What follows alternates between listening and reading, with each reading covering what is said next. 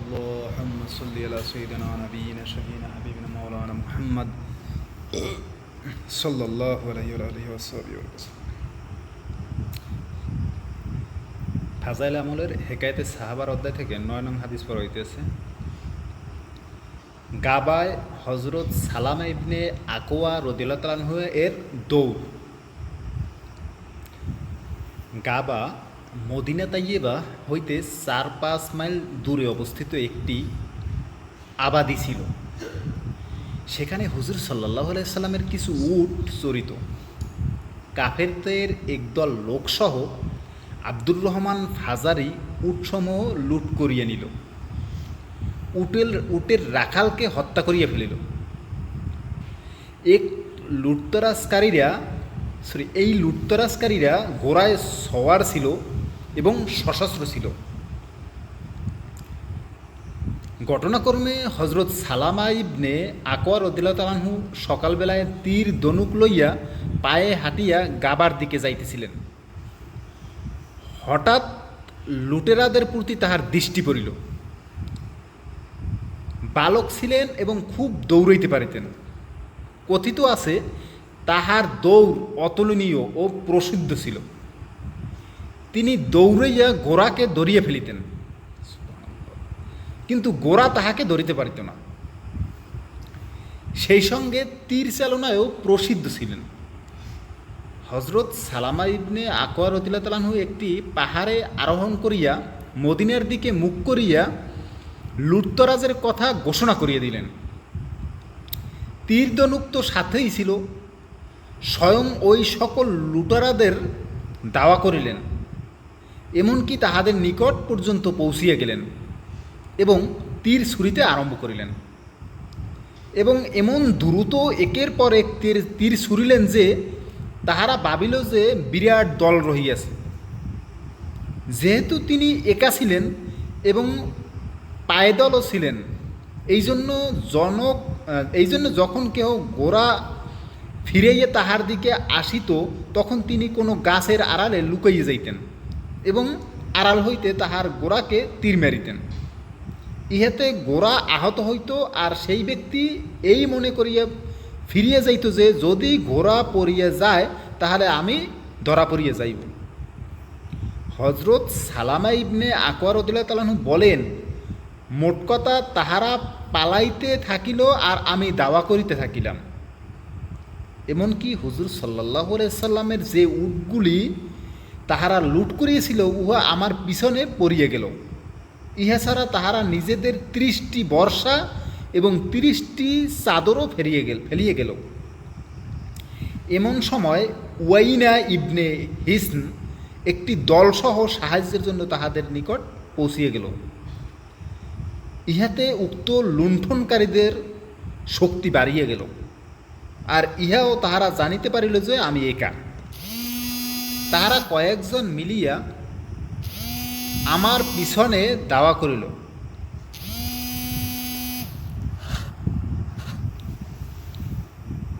আমি একটি পাহাড়ের উপর উঠিয়ে গেলাম, তাহারা উঠিল। তাহারা যখন আমার নিকটে আসিয়া গেল তখন আমি উচ্চ স্বরে বলিলাম, একটু থামো, প্রথমে আমার একটি কথা শোনো। তোমরা কি আমাকে চিনো? আমি কে? তাহারা বলল, বলো তুমি কে?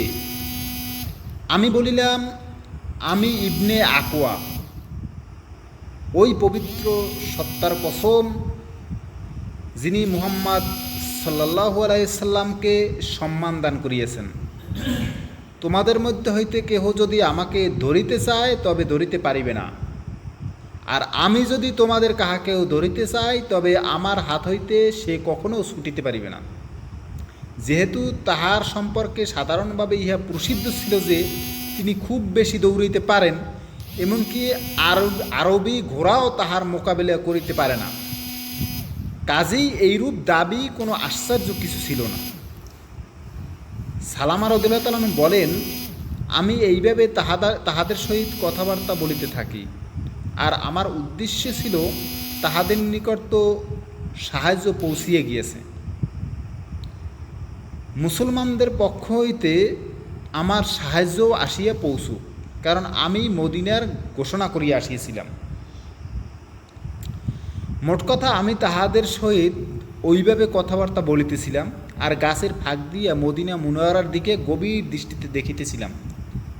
হঠাৎ ঘোর সওয়ারদের একটি দল দৌড়াইয়া আসিতে দেখিলাম।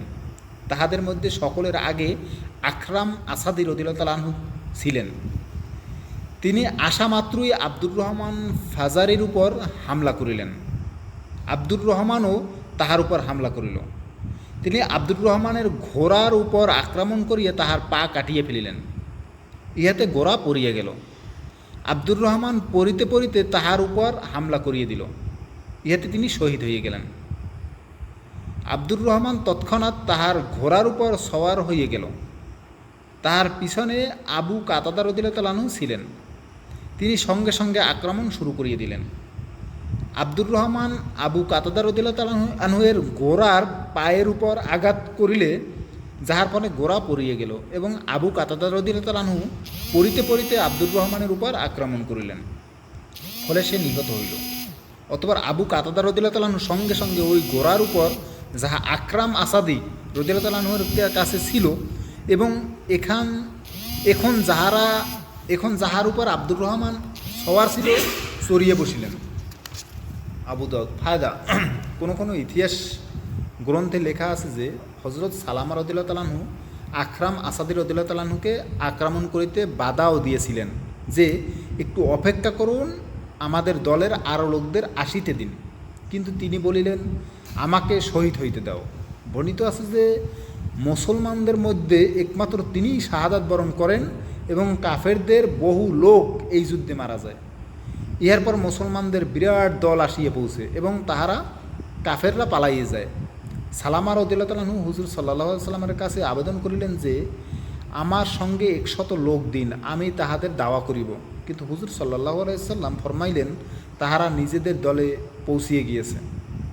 অধিকাংশ ইতিহাস গ্রন্থ হইতে জানা যায় যে হজরত সালামা রাদিয়াল্লাহু তাআলা আনহুয়ের বয়স যখন 12 কি 13 বছর ছিল, 12-13 বছরের বালকের গোর সওয়ারদের এক বিরাট দলকে এইভাবে পালাইতে বাধ্য করে যে তাহারা দিশেহারা হইয়া পড়ে। যাহা কিছু লুট করিয়েছিল ইহাও ছাড়িয়ে যায়, এমনকি নিজেদেরও সামানপত্র ছাড়িয়ে যায়। ইহা ওই এখলাসের বরকত ছিল যাহা আল্লাহ তাআলার উক্ত জামাতকে দান করিয়েছিলেন। আল্লাহুম্মা সাল্লি আলা সাইয়্যিদিনা মুহাম্মাদিন।